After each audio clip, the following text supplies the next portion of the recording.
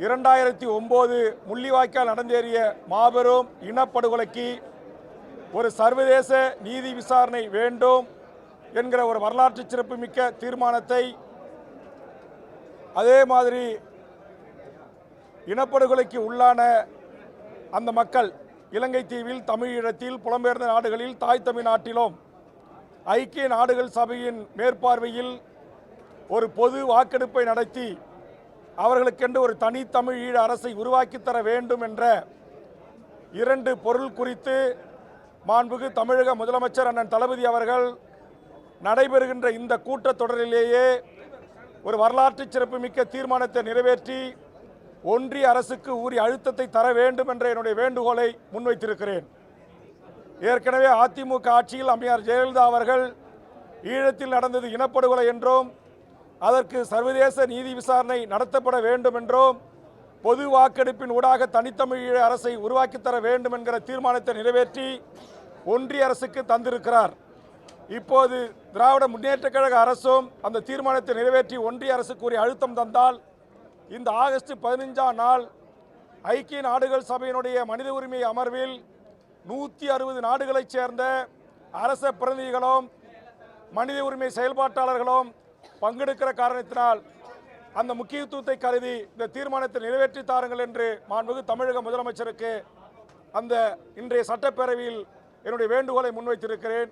முதலமைச்சர் அவர்களை கைகூப்பி நான் வேண்டுகோள் வைத்தபோது நான் கண்டிப்பாக செய்கிறேன் என்கிற ஒரு சைகை எனக்கு தந்திருக்கிறார். நிச்சயம் செய்வார் என்ற நம்பிக்கையோடு எனது அருமை பத்திரிகை ஊடக நண்பர்களின் வாயிலாக தமிழ்நாட்டில் இருக்கிற தமிழர் அமைப்புகளும் தமிழ் தேசிய அமைப்புகளும் தமிழ் ஈழ விடுதலையை ஆதரிக்கிற தமிழீழத்தில் நடந்த இனப்படுகொலை என்று சொல்லுகின்ற கட்சிகளும் என்னுடைய இந்த கோரிக்கைக்கு வலு சேர்க்கின்ற வகையில் முதலமைச்சருக்கு கடிதங்களும் வேண்டுகோளை முன்வைக்க வேண்டும். நம்முடைய முதலமைச்சர் அமெரிக்காவுக்கு சென்றபோது உலக தமிழருடைய அமைப்புகளும் அமெரிக்கா தமிழ்ச்சங்கமும் அமெரிக்காவில் வாழ்கின்ற பல்வேறு தமிழ் அமைப்புகளும் ஈழத்தமிழர்களும் ஒன்று கூடி இந்த வேண்டுகோளை முன்வைத்திருக்கிறார்கள். அதையும் நான் சுட்டி காட்டியிருக்கிறேன்.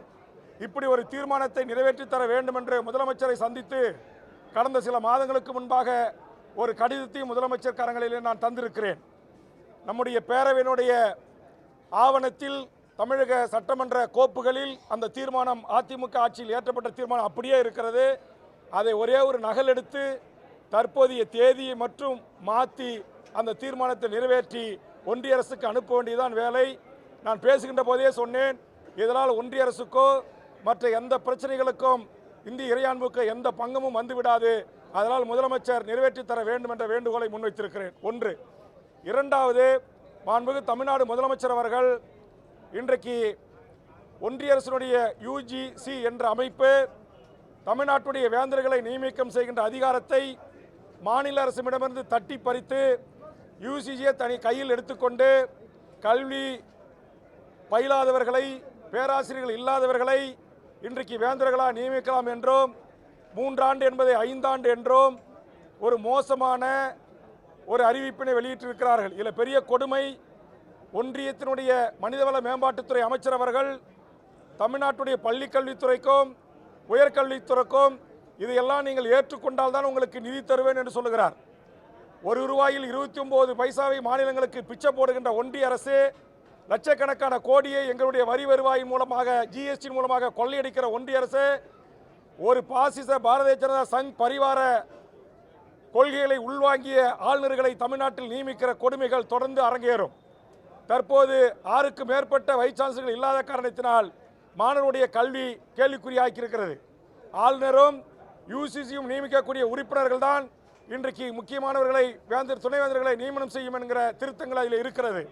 இது தமிழ்நாட்டு மாணவர்களின் கல்வியை பாதிக்கும். அதனால் இன்றைக்கு இந்து பத்திரிகையில் நேற்றைய தினம் இந்து தமிழ் பத்திரிகையில் வந்த தலையங்கம், அதுபோன்று சுரேஷ் என்கிற கல்வியாளருடைய கட்டுரையும் குறிப்பிட்டு பள்ளிக்கல்விக்கு மேடைக்கான கல்வியாளர் பிரின்ஸ் கஜேந்திர பாபு அவர்கள் அறிவித்த இதுபோன்று கல்வி ஒன்றிய மாநில அரசுகள் சேர்ந்து முடிவெடுக்க வேண்டியதை தந்தோன்றித்தனமாக தானா எடுக்கிற சர்வதேச போக்கை தமிழக வாழ்வுரிமை கட்சி கண்டிக்கிறது. பிரின்ஸ் கஜேந்திர பாபுனுடைய சொல்லை நான் பயன்படுத்த வேண்டும் என்றால், இந்தியாவை ஆண்டு கொண்டிருக்கிற நரேந்திர மோடி முசோலினியை போன்றோம் ஹிட்லரை போன்றோம் இன்றைக்கு மாநிலங்களை ஒடுக்கிறார், சர்வதிகாரத்தை நோக்கி இந்திய அரசை நடத்துகிறார் என்று அவர் சொல்லியிருக்கிறார். அது பத்திரிகை ஊடகங்களிலே இன்றைக்கு பதிவாகி இருக்கிறது. அதையும் சட்டமன்றத்திலே நான் பதிவு செய்து என்னுடைய கண்டனத்தை ஒன்றிய அரசுக்கும் யூசிசிக்கும் தெரிவித்து மாண்புமிகு தமிழக முதலமைச்சர் அவர்கள் கொண்டு வந்திருக்கிற இந்த அரசினர் தீர்மானத்தை கட்சிகள் பாகுபாடின்றி ஒட்டுமொத்த தமிழ்நாட்டு அரசியல் கட்சிகளும் அமைப்புகளும் ஆதரிக்க வேண்டும். மாநில அரசின் உரிமைகளை காலில் போட்டு மிதிக்கிற இந்த சர்வதிகார போக்குக்கு ஒரு முடிவு கட்ட வேண்டும்.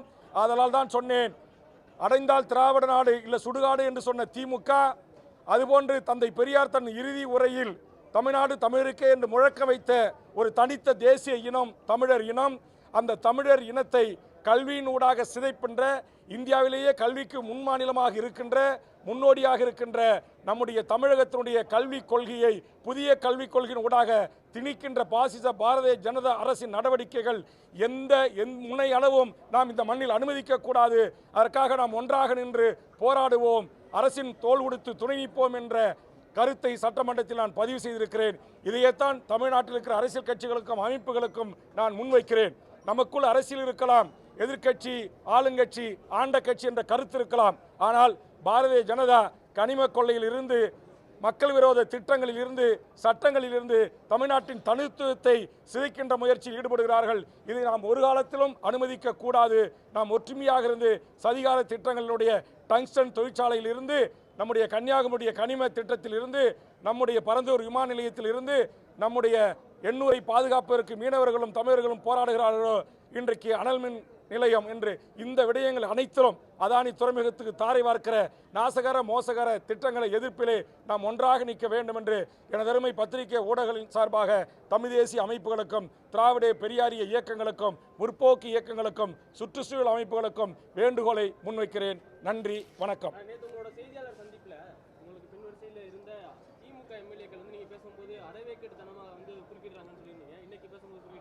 இன்னைக்கு எந்த ஒரு குறுக்கீடும் இல்லை. அப்படி ஒரே ஒரு எம்எல்ஏ தான் என்ன நான் பேச வரேன்னு தெரியாமல் நான் முதலமைச்சர் எழுந்துட்டார் உட்கார அண்ணன் தான் சொன்ன, வேறு எதுவும் தவறாக சொல்ல என்று சொல்லிட்டார். சில அமைச்சர்கள் சில எம்எல்ஏக்களே இதற்கு நேரத்தில் வருத்தம் தெரிவித்து விட்டார்கள். அதனால் அந்த பிரச்சனை இனி அப்படி ஒரு பிரச்சனை வராது. வந்தால் உங்களோடு சொல்லுகிறேன். நன்றி. இல்லை, அது என்னன்னே தெரியல. நேரலையில் நேற்று கூட இன்னும் எனக்கு நான் பேசப்பட்ட அந்த 4 கவன ஈர்ப்புகள் கொண்டு வந்து பேசியிருக்கிறேன். அதனுடைய வீடியோ எனக்கு இன்னும் நம்முடைய செய்தி மக்கள் தொடர்பு துறையிலேருந்து தரல. அது நான் பேசும்போது தான் கட் ஆகுதா இல்லை எல்லாரும் பேசும்போது கட் ஆகுதான்றதை சட்டப்பேரவை முடிஞ்ச பிறகு தான் நான் அதை குறித்து என்னுடைய உதவியாளர் மூலமாக எந்தெந்த வீடியோ நாங்கள் கேட்டு கடிதம் கொடுத்துருக்கோம், அவங்க கொடுக்குறாங்க, எது கொடுக்கல, எது கட்டாயிருக்கு என்பது பின்பு தான் தெரிய வரும்.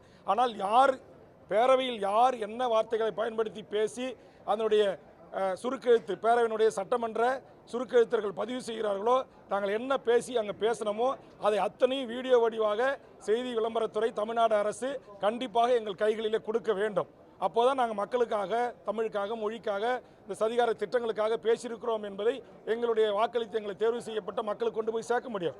இன்றைக்கி கூட காலைல கேள்வி அவரில் எங்கள் மிகப்பெரிய மழை வெள்ளத்தால் பல கிராமங்கள், பகண்டை உள்ளிட்ட பல கிராமங்கள் பாழாகியது, அதை பட்டியலிட்டு நான் அந்த வேண்டுகோளை முன்வைத்திருக்கிறேன். அப்போ அது எனக்கு கொடுக்கல, பிரிண்டிங்கிலும் தரல, வீடியோ வடிவிலும் தரலன்னா எப்படி நான் பேசுறது மக்களுக்கு போய் சேரும்? ஆக மக்கள் எதுக்கு உங்களை நாங்கள் ஓட்டு போட்டு தேர்ந்தெடுத்தோம், எங்களுடைய வழிகளை, எங்களுடைய வேதனைகளை பேசுனீங்களான்னு கேள்வி கேட்கும்போது எப்படி நான் உங்களுக்கு பதில் சொல்ல முடியும்? அதனால் அதில் 234 எம்எல்ஏக்கள் ஆளுங்கட்சி, எதிர்க்கட்சி, கூட்டணி கட்சியெல்லாம் பார்க்காம எல்லாருக்கும் அவர்கள் கைகளில் அவருடைய ஸ்பீச் காப்பி கிடைக்குது, அதில் எந்த தடையும் இல்லை.